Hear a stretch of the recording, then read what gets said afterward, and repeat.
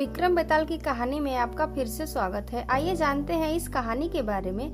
राजा और सेनापति में हिम्मत वाला कौन। एक बार की बात है, कनकपुर नाम का एक शहर था जिसके राजा का नाम यशोधन था। वह राजा अपनी प्रजा का खूब ख्याल रखता था। उसी शहर में रत्नदत्त नाम का एक सेठ भी था जिसकी बेटी का नाम उन्मादनी था। वह बहुत ही सुंदर और गुणवती थी, जो भी उसको देखता देखते ही रह जाता। जब सेठ की बेटी बड़ी हुई तो उसने शादी करने का फैसला लिया। सेठ सबसे पहले राजा के पास अपनी बेटी का शादी का प्रस्ताव लेकर गया।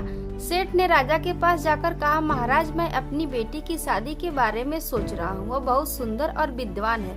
आप यहाँ के महाराजा हैं, सबसे ज्यादा साहसी, गुणी और विद्वान। आपसे अच्छा मेरी बेटी के लिए कोई हो ही नहीं सकता। ऐसे में सबसे पहले मैं आपको निवेदन करना चाहता हूँ कि आप मेरी बेटी को पत्नी के रूप में अपनाएं, और अगर आपको मंजूर नहीं है तो आप इनकार कर दें। यह सुनकर राजा ने उन्मादनी को देखने के लिए ब्राह्मणों को भेजा। राजा की बात मानकर ब्राह्मण उन्मादनी को देखने गए। ब्राह्मण उन्मादनी को देखकर काफी खुश हुए, लेकिन दूसरे ही पल उनको इस बात की चिंता हुई कि राजा ने इतनी खूबसूरत लड़की से शादी की तो पूरा दिन उन्हें देखते ही रहेंगे और प्रजा पर ध्यान नहीं दे पाएंगे। इसीलिए ब्राह्मणों ने फैसला किया कि वह उन्मादनी के रूपों और गुणों के बारे में राजा को कुछ नहीं बताएंगे। सारे ब्राह्मण राजा के पास पहुंचे और बोले कि राजा, वह लड़की अच्छी नहीं है, इसीलिए आप उनसे शादी ना करें।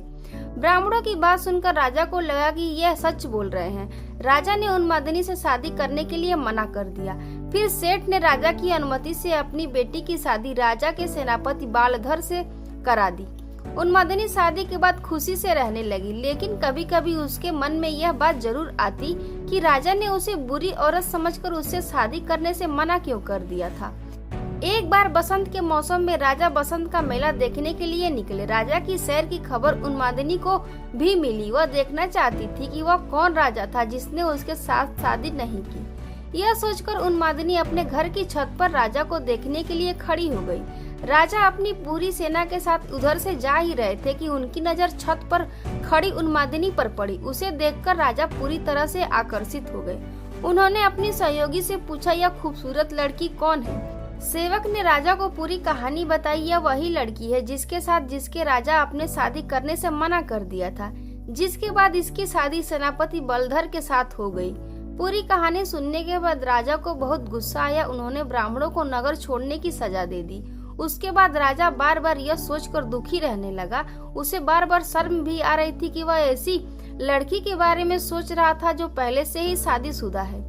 राजा के हाव भाव से आसपास के लोग उनके मन की बात समझने लगे। राज्य के मंत्री और चाहने वालों ने राजा से कहा, राजा, इसमें दुखी होने वाली क्या बात है। राजन सेनापति तो आपके लिए ही काम करता है, आप उनसे बात कर उसकी पत्नी को अपना ले। लेकिन राजा ने मंत्रियों की बात नहीं मानी। राजा का सेनापति बलधर, जिससे उन्मादनी की शादी हुई थी, तो वह राजा का भक्त था। उसे जब राजा की बात पता चली तो वह राजा के पास पहुंचा और बोला, राजा, मैं आपका दास हूँ और वह आपकी दासी की ही पत्नी है। मैं खुद उसको आपको भेंट करता हूँ। आप उसे अपना लें या मैं उसे मंदिर में छोड़ देता हूँ तो वह देवकुल की स्त्री हो जाएगी। आप उसे अपना सकते हैं। राजा को सेनापति की बात सुनकर बहुत गुस्सा आया। राजा ने कहा, राजा होकर मैं ही ऐसा बुरा काम करूँगा? कभी नहीं। तुम मेरे भक्त होकर मुझे ऐसा काम करने को कह रहे हो। अगर तुम अपनी पत्नी को नहीं अपनाओगे तो मैं तुम्हें कभी माफ नहीं करूँगा। राजा मन ही मन उन्मादनी के बारे में सोचते सोचते मर गया। सेनापति राजा की मौत से बहुत दुखी हुआ और इस बात को सह नहीं पाया। उसने अपने गुरु को सब बात बताई। तब उसके गुरु ने कहा कि सेनापति का धर्म होता है कि वह अपने राजा के लिए जान दे दे। यह बात सुनकर सेनापति ने राजा के लिए बनाई गई चिता में कूदकर अपनी जान दे दी। जब यह बात सेनापति की पत्नी उन्मादनी को पता चली तो उसने भी अपने पति के लिए अपने प्राण त्याग दिए। इतना बताने के बाद बेताल ने राजा विक्रमादित्य से सवाल पूछा कि बताओ राजा और सेनापति में सबसे ज्यादा हिम्मत वाला कौन था। विक्रमादित्य बोले, राजा सबसे अधिक साहसी था क्योंकि उसने राजधर्म निभाया। उसने पत्नी को नहीं अपनाया और खुद मर जाना ही सही समझा। सेनापति एक अच्छा सेवक था। अपने राजा के लिए उसने अपनी जान दे दी। इसमें कोई चौंकाने वाली बात नहीं थी। असल हिम्मत वाला तो राजा था जिसने अपने धर्म और काम को अनदेखा नहीं किया। राजा का जवाब सुनकर बेताल बेहद खुश हुआ और बोला, राजन, तूने मुंह खोला, मैं अब चला। इस कहानी से सीख मिलती है कि जो व्यक्ति अपने परिवार के बारे में पहले सोचते हैं वही असली हिम्मत वाला होता है। तो आज की विक्रम बेताल की कहानी में इतना ही। फिर मिलते हैं नई कहानी के साथ। सुनते रहिए हमारे चैनल क्रिएटिव कहानियाँ पर विक्रम बेताल की कहानियाँ। तब तक के लिए जय सीताराम।